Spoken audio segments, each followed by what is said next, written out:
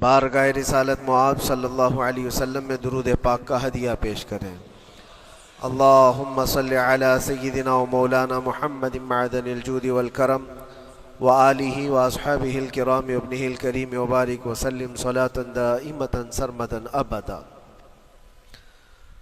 رب ذوالجلال قرآن عظیم میں یوں ارشاد فرماتا ہے، اے رسول کیا آپ نے نہیں دیکھا ان لوگوں کو جنہوں نے اپنی خواہشات کو اپنا خدا بنا لیا ہے، اپنی خواہشات کو اپنا معبود بنا لیا ہے، جو وہ چاہتے ہیں اسی کے پیچھے بھاگتے ہیں، اس کی عبادت کرتے ہیں۔ اور اللہ تعالیٰ فرماتا ہے، اے نبی کیا آپ ایسوں کی سفارش کریں گے اور ایسوں کے آپ وکیل بنیں گے جو اپنے خواہشات کے پجاری ہیں؟ اور اللہ فرماتا ہے ان میں سے تو اکثر ایسے ہیں کہ انہیں عقل نہیں ہے، وہ جانوروں سے بھی بدتر ہیں، جو اپنے خواہشات کے پیچھے بھاگ رہے ہیں۔ شیخ اعظم سیدنا محی الدین ابن عربی رحمۃ اللہ تعالی علیہ، ان کی کئی چیزیں لوگوں میں ایسی بھی مشہور تھی کہ شیخ محی الدین ابن عربی ایسے ایسے الفاظ بول جاتے ہیں جو شریعت میں ہوتے نہیں ہیں۔ بہت سارے مسائل ان کے ہیں، لیکن ایک بار شیخ محی الدین ابن عربی بیٹھے ہوئے تھے، کرسی پر ہے، سامنے مریدین بھی ہیں، بہت سارے ملنے والے لوگ بھی آئے ہوئے ہیں۔ اسی اثنا میں انہوں نے ایک جملہ ایسا کہا، واقعی اگر آپ کے سامنے بھی ایسی بات آئے تو آپ بپھر جائیں۔ شیخ محی الدین ابن عربی کہتے ہیں، اے لوگوں جو تم سب یہاں میرے پاس بیٹھے ہو، تمہارا خدا میرے پاؤں کے نیچے ہوتا ہے، تمہارا خدا میرے قدموں کے نیچے ہوتا ہے۔ سب ظاہر سی بات ہے، جیسے ایسا جملہ سنا تو اٹھ کر کے لوگ بھاگنا شروع ہو گئے کہ آدمی کافر ہو گیا۔ شیخ اعظم ہیں یہ حضرت محی الدین ابن عربی، جن کی بہت ساری کتابیں ہیں، تصوف میں آپ کا ایک بہت بڑا باب ہے۔ لوگ اٹھ کر کے ادھر سے ادھر چلنے لگ گئے کہ ایسے ایسے جملے بول رہے ہیں، یہ محی الدین ابن عربی کو ہو کیا گیا، خدا پیروں کے نیچے ہوگا، کفریہ جملہ ہے۔ سب تو چلے گئے، دو باقی رہ گئے جو مخصوص مریدین میں سے تھے۔ انہوں نے کہا کہ حضور جو جملے سنے ہم کو بھی کانوں پر یہ وزن لگ رہے ہیں، لیکن کیوں کہا آپ نے ایسا؟ اس کا کچھ معنی ہے؟ آپ جیسے عظیم المرتبت بزرگ سے ایسا جملہ کیسے ممکن ہے؟ انہوں نے فرمایا کہ ان سب کو بھی تو یہ پوچھنا چاہیے تھا میرے بولنے کا مطلب کیا ہے۔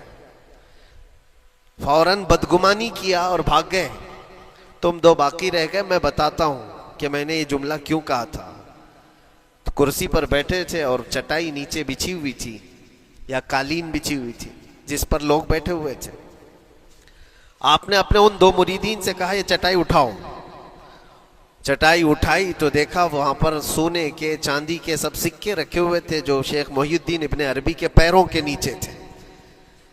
کہا وہ جتنے آئے تھے وہ اسی کی عبادت کرتے تھے، اس لیے میں نے کہا کہ تمہارا خدا میرے پاؤں کے نیچے ہوتا ہے، وہ خواہشات کے پجاری ہیں۔ میں نے اللہ نہیں کہا، اللہ رب العزت وہ قادر مطلق ہے۔ میں نے کہا جس کی تم عبادت کرتے ہو، جس کو تم خدا بنائے رکھے ہو، وہ میرے پیروں کے نیچے ہوتا ہے۔ اور حقیقت ہے میرے عزیزوں، جنہوں نے خواہشات کے پیچھے بھاگنا شروع کیا، در حقیقت وہ اپنا خدا بنا چکے ہیں ان کو۔ کیا ایسا نہیں ہوتا ہے کہ جو بندہ ضدی طبیعت کا ہوتا ہے، چاہ لیتا ہے کہ یہ مجھے چاہیے تو چاہیے، یہ مجھے چاہیے تو چاہیے، یہ جو ضد ہے اپنی خواہش کو پوری کرنا، یہاں پر کہا گیا ہے کہ وہ اپنی خواہش کی عبادت کر رہا ہے، اس کے پیچھے بھاگ رہا ہے۔ اسی لیے اللہ کے نبی صلی اللہ تعالیٰ علیہ وسلم کی ایک حدیث میں آپ کو سناؤں۔ حضور اکرم صلی اللہ علیہ وسلم ارشاد فرماتے ہیں، لا یؤمن احدکم حتی یکون ہواہ تبعا لما جئت بہ، تم اس وقت تک پورے مومن نہیں ہو سکتے جب تک کہ اپنی خواہشات کو میری مرضی کے مطابق نہیں بنا دو گے۔ حضور کے قدموں میں لا کر اپنی ہر خواہش کو قربان کرنا ہو، یہ نہیں کہ میری چاہت تو ایسی ہے میں خواہش ایسی رکھتا ہوں لیکن شریعت ایسا کہتی ہے، یہ جب ٹکراؤ آیا تو سمجھ لو کہ تمہارے اندر ایمان آیا ہی نہیں ہے، تم مومن نہیں ہو۔ مومن وہ ہے جہاں دنیا کی ساری خواہشات وہ حضور کے قدموں پر قربان کر دیتا ہے، اس کی اپنی کوئی خواہش نہیں ہوتی۔ اسی لیے میں اکثر یہ کہتا ہوں ان نوجوانوں سے جن کو کچھ نصیحت کی جائے تو وہ کہتے ہیں کہ مولانا ہماری لائف ہے، ہمیں انجوائے کرنے دی جائے، یہ ابھی تو ہماری لائف ہے، ہماری اپنی لائف کو ہمیں انجوائے کرنے دیا جائے۔ نادان، کس نے کہا کہ تیری اپنی لائف ہے؟ تیری لائف ہے کہاں؟ زندگی یہ نہیں کسی کی کسی کے لیے، زندگی ہے نبی کی نبی کے لیے، اور نہ سمجھ مرتے ہیں زندگی کے لیے، ارے جینا مرنا ہے سب کچھ نبی کے لیے۔ جو خواہشات کو لا کر کے حضور کے قدموں پر رکھ دیتا ہے تو پھر وہ کہتا ہے میرے عزیزو، وہ پھر آ کر کے یہ کہتا ہے اپنی خواہشات، اپنی طبیعت جہاں سب مر جاتی ہے آدمی کی، اس کی اپنی کچھ نہیں ہوتی، تب اس مومن کی زبان سے یہ نکلتا ہے یا رسول اللہ زمین و زمان تمہارے لیے، مکین و مکان تمہارے لیے، چنین و چنا تمہارے لیے، بنے تو جہاں تمہارے لیے، ہم آئے یہاں تمہارے لیے، اٹھے بھی وہاں حضور کے لیے۔ اس کا اپنا کچھ نہیں ہوتا، اپنی خواہش ہوگی تو میں کرتا رہے گا، اور جتنی خواہشات کے پیچھے بھاگتا رہے گا دنیا اس کا پیچھا کبھی نہیں چھوڑتی، اور نہ ہی دنیا اس کو کبھی سیراب ہونے دے گی، کبھی پیٹ بھرنے دے گی ہی نہیں، وہ بھوکا ہی رہے گا، وہ پیاسا ہی رہے گا جو دنیا کے پیچھے بھاگتا ہے۔ ایک مرتبہ سیدنا عبداللہ ابن مسعود رضی اللہ تعالیٰ عنہ غمگین بیٹھے ہوئے تھے، کسی بات کا غم ہوگا، نبی پاک صلی اللہ تعالیٰ علیہ وسلم کا گزر ہو رہا تھا، آپ نے دیکھا، حضرت عبداللہ ابن مسعود سے پوچھا کہ غم کیوں ہے؟ تو آپ خاموش رہے، تو اللہ کے نبی صلی اللہ علیہ وسلم نے ایک جملہ فرمایا جو آج ہم سب کے لیے سبق ہے میرے عزیزوں، فرماتے ہیں لا تکثر ہمک ما یقدر یکن، اپنے غم کو زیادہ مت بڑھا، جتنا لکھا ہے اتنا مل کے رہے گا، وما ترزق یأتک، جتنا اللہ نے رزق لکھا ہے وہ آ کر رہے گا، وہ تیرے پاس آ جائے گا۔ غم کب بڑھتے ہیں انسانوں کے؟ ہمارے اندر جو ٹینشن جس کو آپ کہہ رہے ہو، فرسٹریشن کہہ رہے ہو، یہ سب چیزیں انسان کی زندگی میں کب آتی ہیں؟ جب یہ اپنی لو اور اپنی خواہشات دنیا سے لگاتا ہے، خالق سے اگر لگاتا ہے تو پھر اس کے غم نہیں بڑھتے، بلکہ غموں کا مداوا ہے۔ اسی لیے بزرگوں نے فرمایا کہ اگر ٹینشن فری جینا چاہتے ہو تو انسانوں سے امیدیں کم کر لو، اللہ کی ذات سے یقین بڑھا لو، اس کی ذات سے یقین بڑھاؤ۔ ہم نے دیکھا ہے اپنی زندگی میں جس سے ہم ملتے رہے، جس سے کچھ خواہشیں رکھتے رہے یا جس کے متعلق کچھ امیدیں وابستہ کر رکھی، یہاں امیدیں ٹوٹ جاتی ہیں، پھر انسان کا غم بڑھتا ہے، انسان مغموم ہو جاتا ہے۔ اللہ کی ذات سے جو وابستہ ہوا اور وہاں جو آس لگایا، وہ ہر دن بشاشت کے ساتھ جیتا ہے، یقین کے ساتھ جیتا ہے۔ اسی لیے میرے عزیزوں، یہاں جس نے بھی اپنے خواہشات کو دنیا کے ساتھ لگایا ہے اسے کم کرنا ہے۔ لا تکثر ہمک ما یقدر یکن، اللہ کے نبی فرماتے ہیں اپنے غموں کو زیادہ مت کر، جتنا لکھا ہے اتنا تجھے مل کر رہے گا۔ اس دار فانی میں، اس عمل کی دنیا میں ہم نے اپنے بہت ساری چیزیں پھیلا رکھی ہیں۔ ایک چیز میں آپ کو بتاؤں کہ کبھی کبھار میں دیکھتا ہوں موبائل کو، اب سب کے ہاتھوں میں موبائل ہے، اور کبھی کبھار یہ اسٹک بھی ہوتا ہے، اچھی اچھی کمپنیوں کے موبائل بھی اسٹک ہو جاتے ہیں، یا تو کبھی بہت زیادہ بیٹری گرم ہو جاتی ہے اور موبائل بھی گرم ہونے لگتا ہے۔ پھر اس کا حل کیا ہے؟ ایکسپرٹ سے پوچھتے ہیں موبائل کبھی ہینگ ہو رہا ہے یا کبھی بہت بیٹری گرم ہو رہی ہے، اس کے ریزن کیا ہے؟ تو وہ ایکسپرٹ یہی بتاتے ہیں کہ اس کے اوپر اوور لوڈ ہو سکتا ہے، بہت زیادہ اس میں ڈیٹا جمع ہو چکا ہے اور پھر بیک گراؤنڈ میں ایکٹیو ہے بہت زیادہ، جس کی وجہ سے بیٹری ہارمفل ہے، بہت زیادہ گرم ہو جاتی ہے۔ یا تو پھر ایک ساتھ کئی چیزیں اس کے اندر ڈال دی جاتی ہیں تو اس کا پروسیس کم ہو جاتا ہے، سٹک ہو جاتی ہے۔ یہ تو موبائل ہے جو تمہیں سکھا رہا ہے۔ یہی چیز ہے دنیا کے ہمارے اس لائف میں، ہماری زندگی میں بہت زیادہ چیزیں اگر دماغ میں آ جاتی ہیں تو پھر دماغ گرم بھی ہو جاتا ہے اور سٹک بھی ہوتا ہے، ہر چیز سوچنے سے بھی عاری ہو جاتا ہے، صحیح طریقے کے فیصلے نہیں لے پاتا۔ اچھا نقصان کیا ہے اس کا؟ سیم ہم نے موبائل ایکسپرٹ سے بھی پوچھا، جب موبائل بہت زیادہ گرم ہونے لگے یا سٹک ہونے لگے تو اس کو کیا کرنا چاہیے؟ تو ایکسپرٹس بتاتے ہیں کہ اس کے ریڈیشن بہت زیادہ ہوتے ہیں اس وقت، اور یہ نقصان پہنچا سکتا ہے۔ جو استعمال کر رہا ہے اس کے دماغ پر بھی اثر کرے گا، آس پاس کے لوگوں پر بھی اثر کرے گا۔ ایک موبائل کے اوپر اگر زیادہ لوڈ آ جائے تو اس کے ریڈیشن آس پاس سب کو خراب کرتے ہیں۔ یہی حال انسان کی زندگی کا ہے۔ تمہارے دماغ کے اوپر اگر غم زیادہ بیٹھ گئے اور بہت زیادہ دماغ حاوی ہو گیا تو خود کا تو نقصان کرو گی ہی، آس پاس جتنے ہیں سب کا نقصان کرو گے۔ تمہاری وجہ سے تمہارے ماں باپ بھی پریشان، تمہاری اولاد، تمہارے بیوی بچے سب اس پہ ان سب چیزوں میں ملوث ہو جاتے ہیں۔ اب اس کا علاج کیا ہے؟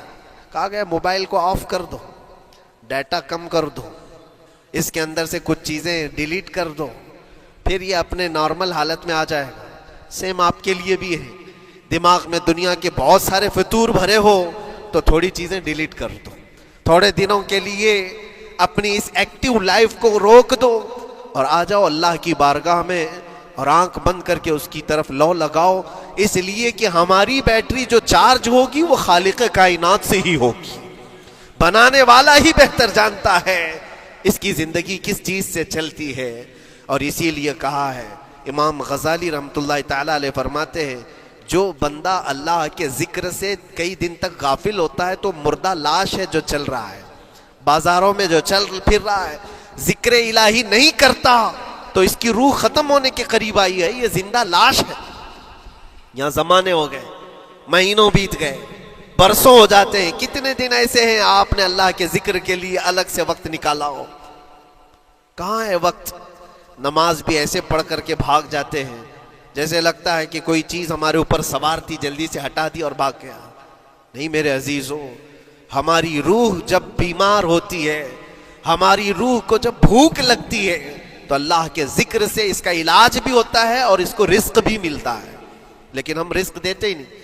کبھی آپ نے دیکھا ہماری باڈی کو، صبح ناشتہ نہ کرو، دوپہر میں کھانا نہ کھاؤ تو شام تک ہمارا جسم ہچکولے لینے لگتا ہے، چکر آنے لگ جاتے ہیں۔ کیوں؟ جسم 2 وقت کے کھانے کو چھوڑنا برداشت نہیں کر پاتا، کمزوری آ جاتی ہے، جسم کو بھوک لگتی ہے، ہمیں کھانا دینا اسے ضروری ہے۔ اسی طرح اللہ نے ہماری جو روح بنایا ہے، روح کو بھی رزق کی ضرورت ہے، اور روح کا رزق کیا ہے؟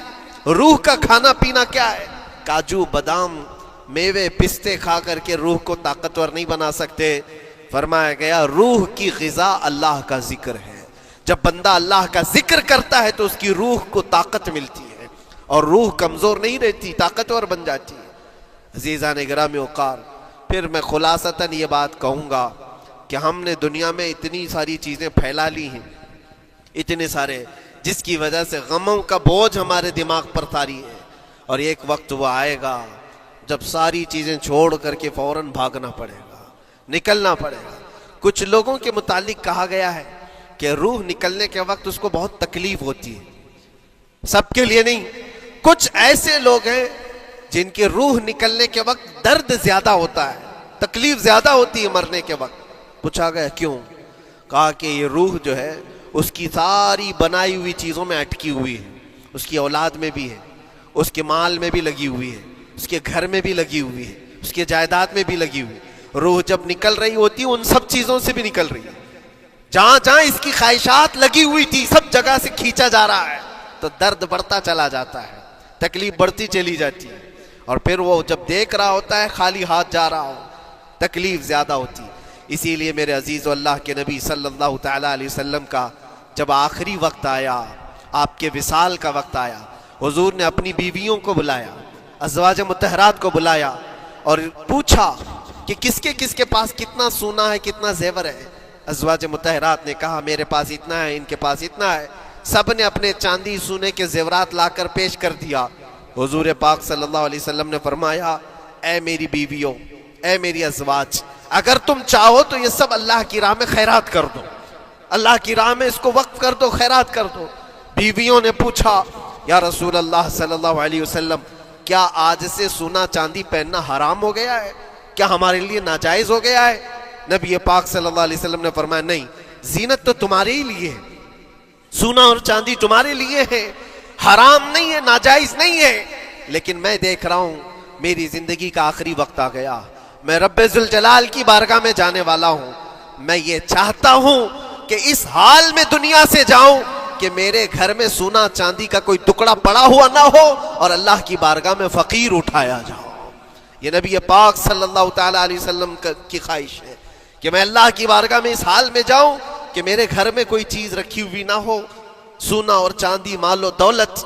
کیونکہ میرے عزیزو، اسی سے اندازہ کرو انسان اپنی خواہشات میں اتنا گھر جاتا ہے کہ اس سے نکلنا اس کے لیے مشکل ہوتا ہے، اور روح نکلنے کے وقت یہی تو تکلیف ہوتی ہے کہ کہاں کہاں کیا کیا بنایا تھا، کتنا جمع کیا تھا، حساب کرتے کرتے اس کی روح نکل جاتی ہے۔ ہم نے دیکھا ہے، میں اپنا ایک تجربہ بتاتا ہوں۔ عمرہ سے ہم واپس آ رہے تھے، 40 لوگوں کا قافلہ تھا، ایئرپورٹ پر پہنچے، بہت تاخیر ہو چکی تھی اور فلائٹ کا وقت بہت کم رہ گیا تھا، اور حاجی لوگ ماشاءاللہ جاتے ہیں تو خوب بھر بھر کر کے سامان بھی لیتے ہیں، کیا کیا سامان تھے سب کے پاس، اور ہمارا بار بار جانا آنا ہوتا ہے، میں کبھی کوئی زیادہ چیزیں رکھتا نہیں۔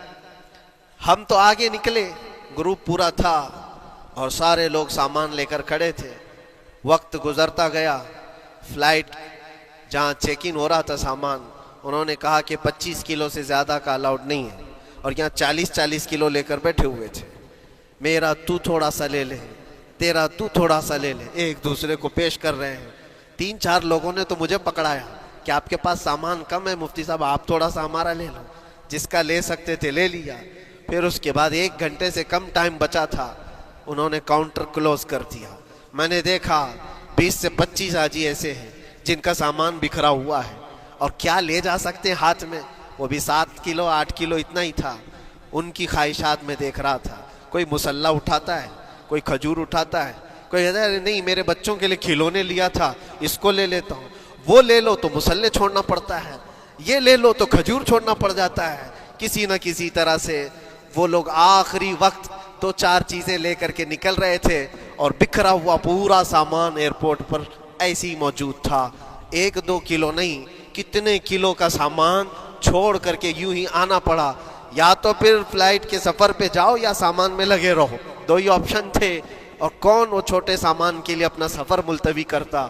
واپس آئے، حسرت بھری نگاہوں سے دیکھتے رہے اپنے سامان کو، اور پھر اندر آ کر جب بیٹھے میرے ذہن میں یہ بات گونجنے لگی، یہی حالت ہوتی ہوگی جب انسان دنیا سے جا رہا ہوتا ہے، جب یہاں سے رخصتی کا وقت آتا ہے اور ملک الموت سر پر آ کر کھڑا ہو جاتا ہے، روح نکلنے کے لیے بھی تھوڑا سا وقت باقی ہے، بس منٹوں میں بھی نہیں رہ گیا۔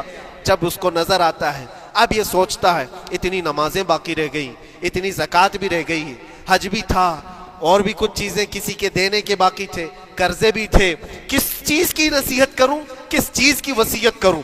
فلاں جگہ ایک گھر خرید کر کے اس کے ڈاکیومنٹ تو وہاں رکھا تھا، بیٹے کو بھی نہیں بتایا، بیٹی کو بھی نہیں بتایا، پتہ نہیں کس کے ہاتھ لگ جائے گا۔ یہ خواہشات گھومتی رہتی ہے، وہ کسی کو بتا بھی نہیں پاتا، ادھر ملک الموت روح نکال کر نکل پڑتی۔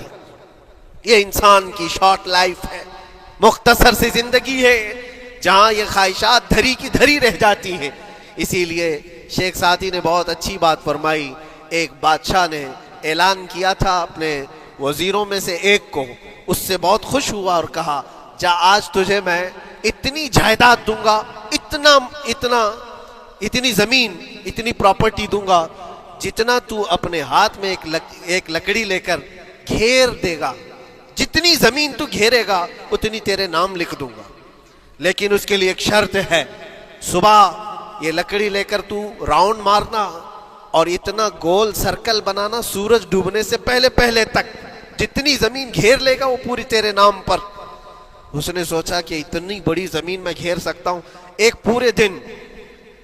پورے دن، میاں ممبئی والے اچھی طرح جانتے ہیں 4x4 की जगह मिल जाए तो यहाँ कितनी बड़ी गनीमत होती। और उस बंदे को बादशाह ने कहा लकड़ी हाथ में ले ले और लकीर खींच, शाम होने से पहले जितना करेगा पूरा तेरे नाम पर। वो निकला और जब लकीर खींचते खींचते जब चलने लगा, पीछे मुड़ के देखता था बहुत लंबी हो गई है, इतनी जमीन मेरे नाम पर होने वाली है। दोपहर हो गई, वो वापस आना नहीं चाह रहा है। वापस आकर के सर्कल पे खत्म तो करना है जहां से शुरू किया था। सोचता और थोड़ा सा, और थोड़ा सा, और थोड़ा करते करते वो असर हो गई उसकी। अब उसको लगा कि वापस पलटना चाहिए। कई किलोमीटर हो गए थे, इतने किलोमीटर की जमीन अब वो अपने नाम पर करवाने वाला था। लेकिन जब वापस पलटने का वक्त आया, सांस फूलने लग गई, क्योंकि सुबह से चल रहा है, खाया भी नहीं है, पिया भी नहीं है, जिस चीज को जमा करने के लिए दौड़ता रहा। अब सूरज पीला पड़ गया, डूबने के वक्त करीब आने लगा, तो अब भागना शुरू किया। बादशाह और उसके वजीर इंतजार कर रहे थे कि ये लौटेगा भी। अब देखा बड़ी दूर से ये दौड़ता दौड़ता आ रहा है, अपनी लकड़ी को लकीर जमीन पर खींचते हुए कि जल्द से जल्द अपने उस पॉइंट पर पहुंच जाऊं जहां से शुरू किया था। सांस फूलने लग गई, दौड़ते दौड़ते हाँपने लग गया। सूरज डूबने के करीब आ गया, आखिरी किरणें बाकी थी और इसका पॉइंट भी करीब आ गया था। दौड़ते दौड़ते किसी तरह सूरज गुरूब होने से पहले पहुंच गया वहां पर, लेकिन कसरत से भागने की वजह से ठोकर खा करके गिर गया और अपने उस पॉइंट पर लकड़ी ला करके जमा कर दिया। बहुत बड़ा सर्कल, बहुत बड़ी लकीर खींचा था, लेकिन ऐसा गिरा कि दोबारा उठ नहीं सका। जब सिपाही उठाने को आए तो उसकी मौत हो चुकी थी, उसकी रूह निकल चुकी थी। इतना दौड़ा था, उसकी रूह निकल गई। बादशाह ने कहा इसने सुबह से लेकर शाम तक अपने नाम जायदाद करने के लिए इतनी दौड़ लगाई, बहुत लंबी लकीर खींचा, इतनी बड़ी प्रॉपर्टीज के नाम पर होती, लेकिन अक्लमंद दानिश्वर था बादशाह। उसने कहा जहां ये गिरा है वहीं इसको दफन करो। और उसके बाद उसकी कब्र पर लिखा गया था कि इसको जरूरत इतने 2 गज जमीन की थी, दौड़ता कितना लंबा रहा, सुबह से शाम तक इतनी लंबी लकीर खींच लिया, लेकिन सोने के लिए इसको जो जगह चाहिए थी वो बस इतनी ही सी थी, वो 6 फीट की जगह।